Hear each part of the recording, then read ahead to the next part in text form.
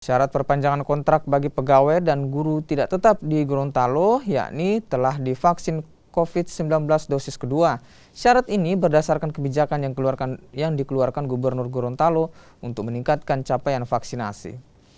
Gubernur Gorontalo Rusli Habibie keluarkan kebijakan yang menyasar pada pegawai dan guru tidak tetap yang bekerja di lingkup pemerintah Provinsi Gorontalo.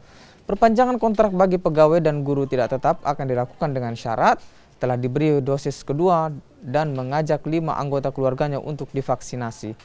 Perpanjangan kontrak kerja mulai dilakukan pada tahun 2022 mendatang. Kepala Badan Kepegawaian Daerah Provinsi Gorontalo menyatakan kebijakan dikeluarkan sebagai upaya pemerintah menekan penyebaran COVID-19 dan meningkatkan capaian vaksinasi di Gorontalo.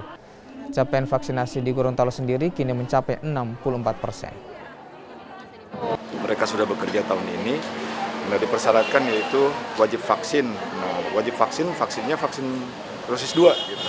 Artinya harus lengkap. Gitu.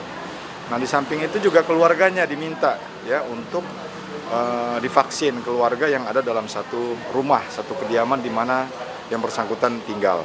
Gitu. Nah, ini salah satu upaya strategi daripada pemerintah untuk percepatan.